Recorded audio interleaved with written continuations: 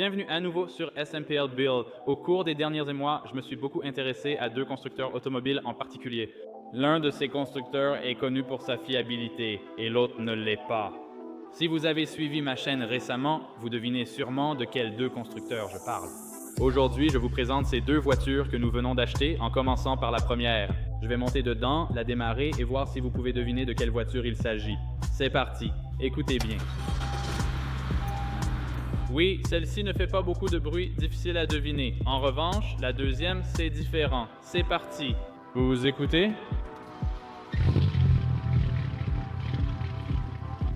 Celle-ci fait un peu plus de bruit. Pour ramener ces voitures à l'atelier, je vais vous en montrer plus sur elles, ce qu'on a récupéré et ce qu'on compte en faire. Allons-y et faisons entrer la voiture numéro 1.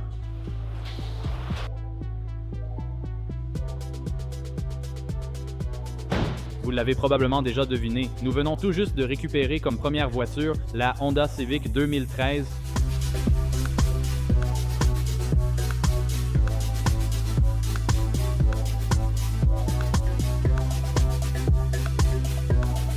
Notre Honda Civic 2013 affiche environ 110 000 miles.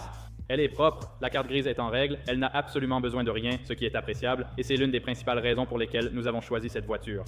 Nous avions besoin d'une voiture fiable pour nos trajets quotidiens, pour aller et revenir du travail et pour aller et revenir de l'atelier. J'avais dit qu'on ne modifierait rien, mais finalement, on a contacté un pote. Le gars qui avait gagné la Civic K24 est venu teinter la voiture avec une teinte légère de 35% partout. Allez voir son Instagram pour suivre l'évolution de la voiture et découvrir les détails de ses travaux de teinte. Nous avons aussi une très bonne nouvelle concernant cette Honda Civic. C'est d'ailleurs l'une des principales raisons pour lesquelles nous l'avons achetée. Restez avec nous jusqu'à la fin de la vidéo pour découvrir ces détails. Bien sûr, pour le véhicule excitant mais peu fiable, allons-y et baissons la tête.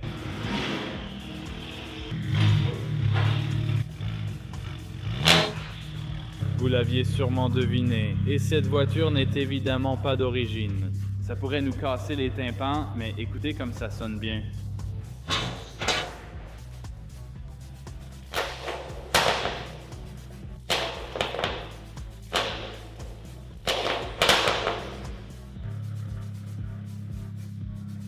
Vous pouvez peut-être deviner grâce à la fumée dans l'atelier, non? L'un des problèmes avec cette nouvelle voiture, c'est la prochaine nouvelle voiture, celle qui m'enthousiasme vraiment. La 335 11 2008, peu fiable.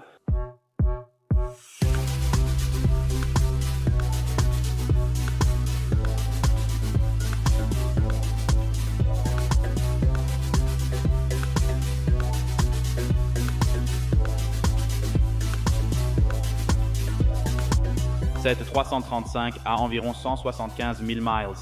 Toutes les modifications ont été faites, il ne reste rien à ajouter, sauf un petit souci à discuter plus tard. Quelque chose qui pourrait vous surprendre, c'est combien nous avons payé ce véhicule. Nous avons acheté cette voiture pour 1 500 $. Parmi de nombreux autres problèmes, l'une des principales raisons pour lesquelles elle était si bon marché, c'est parce qu'elle a un titre reconstruit. Donc, voici notre nouvelle solution à deux voitures, je suppose, ou un problème de voiture et une solution de voiture. Je ne vais pas faire trop de contenu sur cette Honda Civic, mais je suis vraiment enthousiaste à propos de ces deux nouveaux véhicules pour la chaîne. Cette Honda Civic est intéressante pour la chaîne. Les détails viendront plus tard. Maintenant, passons à la BMW. Allons faire un tour. Cette voiture est très amusante à conduire malgré ses problèmes. On la ramènera à l'atelier pour voir dessous et discuter des préparatifs. Petite mise à jour, j'allais emmener cette voiture pour un essai complet et vous montrer ce qu'elle peut faire. J'ai pensé qu'il vaudrait mieux attendre un peu pour ne pas aggraver les dégâts. Passons au diagnostic.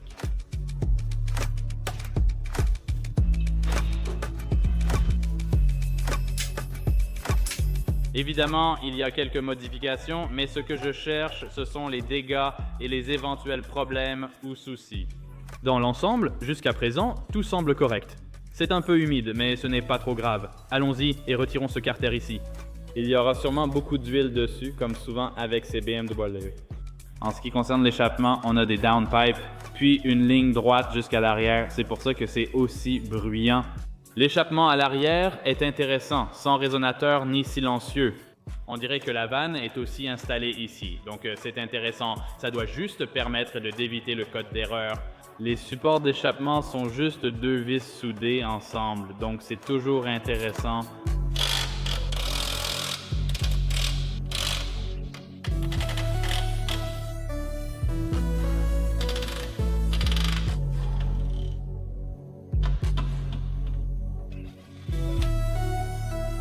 Donc, un autre coup d'œil ici dessous. Je veux dire, tout a l'air plutôt correct, pas de fuite d'huile importante. Des choses normales pour une voiture de 170 000 miles. Il y a une légère fuite d'huile là-haut, près de l'huile. Je pense que c'est une conduite d'alimentation ou de retour du turbo. Cela pourrait être une cause de la fumée blanche. Et comme on l'a vu, il y a aussi les normes intercooler. Je vais rapidement passer en revue la liste des modifications de cette voiture, copiée en grande partie depuis l'annonce Facebook. Il a écrit qu'il faut un nouveau turbo car celui-ci fuit de l'huile. Donc, cela devrait être l'un des principaux problèmes à régler pour expliquer pourquoi cette voiture fume autant. Bon pneu, ce qui est vrai. Nous avons aussi modifié l'échangeur 7 pouces, la durite de suralimentation, la soupape de décharge et le downpipe. Ensuite, il y a l'entretien. Nouveau cache-culbuteur, bougie NGK, soupape de ventilation du carter licence MHD complète et la ligne droite après le downpipe. Voici quelques modifications et entretiens qu'il a réalisés sur cette voiture. Je ne connais pas encore assez bien cette plateforme pour l'examiner et diagnostiquer pourquoi elle fuit autant d'huile.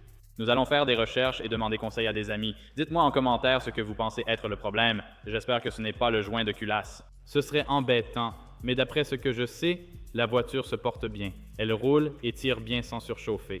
Donc, je pense que ça ne devrait pas être le joint de culasse. J'espère que ce ne sont que les nouveaux turbos. On peut remplacer ces turbos par l'origine avec réglage ou installer des turbos améliorés pour plus de puissance. Alors remettons ce carter en place, reposons la voiture au sol, ensuite on regardera le compartiment moteur et l'intérieur.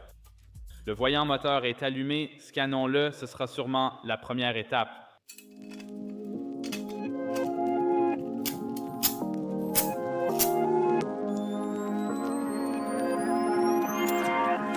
Dans le compartiment moteur, tout est simple et propre. Admission, durite de suralimentation et soupape de décharge.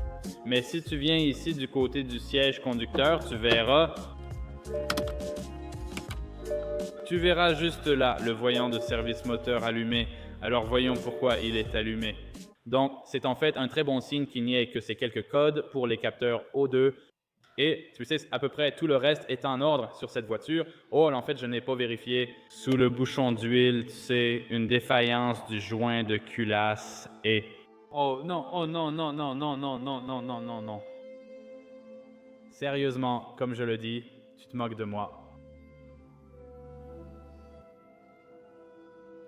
Je ne sais pas pour toi, mais chaque fois que j'ai vu ça, c'est un signe assez révélateur d'une défaillance du joint de culasse. Peut-être que je me trompe, peut-être. Mais chaque fois que j'ai vu ça, ça veut pratiquement dire qu'il y a de l'eau ou du liquide de refroidissement qui se mélange avec l'huile, ce qui, je suis presque sûr, ramène généralement encore à une défaillance du joint de culasse. Si c'est une défaillance du joint de culasse sur ce truc, ça met pratiquement un arrêt à tout ce projet. On vient de gaspiller 1 500 $ sur ce truc. D'accord, eh bien, on pourrait avoir une bonne nouvelle. J'ai cherché sur plusieurs forums et j'en ai enfin trouvé un ici. Ce type dit « J'ai enlevé mon ancien bouchon récemment et j'ai vu un résidu crémeux autour du rebord. Donc, c'est peut-être bon signe. » Il voit la même chose et dit ensuite qu'il sait que c'est de la condensation. Il pourrait s'agir d'une défaillance du joint de culasse, mais il venait de le faire réparer et tout fonctionnait normalement. Je lis aussi que les courts trajets causent de la condensation autour du bouchon d'huile, ce qui n'est pas suffisant. Le moteur n'atteint pas une température suffisamment élevée pour pouvoir brûler cette condensation. Donc, il faudrait faire un trajet plus long. Vous savez, quelque chose comme 1 heure, laisser la voiture chauffer, et cette voiture est restée immobile pendant longtemps. Je viens de faire un tour du pâté de maison, puis j'ai éteint la voiture. Ça semble plus prometteur.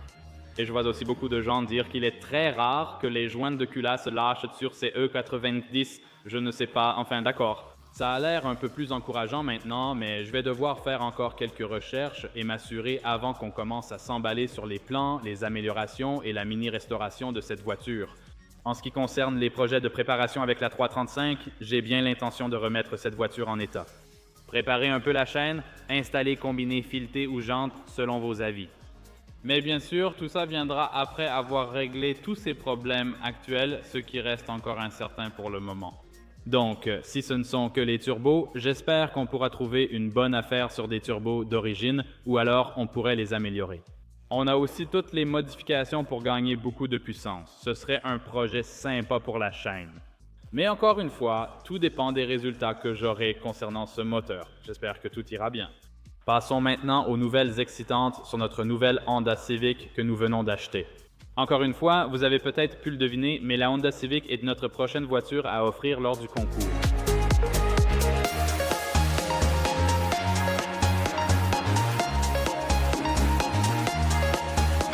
Cependant, ce concours pour la Honda Civic ne se déroulera pas comme les autres concours que nous avons organisés sur la chaîne.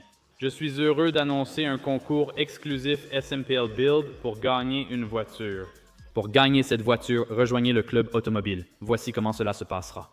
Une fois que nous aurons atteint 500 membres dans le SMPL Motor Club, cette voiture sera offerte à l'un des membres actifs du SMPL Motor Club. Maintenant, tout au long de ce concours, nous ferons un sondage pour savoir ce que vous voulez que nous fassions à cette voiture. Nous pourrions la laisser complètement d'origine. Je pense que peut-être qu'on pourrait supprimer les chromes, installer de nouveaux phares ou simplement polir ceux-ci. Peut-être des combinés filetés et de jolies jantes noires simples avec des pneus neufs. Mais c'est vous qui voterez au club automobile pour décider quoi faire sur cette Honda Civic dans la limite du raisonnable. Pas de multiplicateur délirant, ni de cris cette fois. Ce sera un tirage simple et amusant pour les SMPL Builds et les chances de gagner seront très bonnes. Il n'y aura que 500 participants pour cette voiture, donc vos chances sont d'1 sur 500 de repartir avec ce véhicule. C'est vraiment la voiture idéale au quotidien, peu importe son usage. Ça pourrait être un projet amusant, mais c'est surtout pour quelqu'un qui a besoin d'un moyen de transport fiable. Encore une fois, vos chances seront très élevées. Honda Civic, un peu plus de 100 000 km automatiques, 4 portes, grand coffre, impressionnant. En consommation, j'ai fait environ 30 à 40 miles par gallon, donc cela étant dit, nous avons actuellement environ 130 membres là-bas. Donc, cela veut dire qu'il nous faut environ 370 d'entre vous pour nous rejoindre et avoir une chance de gagner cette voiture. Comme dit, nous la construirons ensemble au club automobile où vous profiterez de contenus exclusifs et d'une communauté passionnée. De nombreux avantages vous attendent là-bas. Consultez le lien en description. Des sorties anticipées de produits dérivés arrivent bientôt. Les membres du Simple Motor Club auront aussi un accès prioritaire. Nous allons faire de notre mieux pour donner un accès anticipé à chaque vidéo YouTube que nous publierons en 2025. Faites passer le mot dès que nous aurons 500 membres. Vous avez de bonnes chances de gagner cette Honda Civic. Restez connectés pour découvrir nos projets avec la BMW. Et j'espère que le moteur n'est pas cassé et que le joint de culasse ne m'a pas lâché. Restez à l'écoute pour le découvrir. Merci de regarder, d'aimer et de vous abonner. Merci encore à vous d'avoir suivi cette vidéo. On se retrouve dans la prochaine.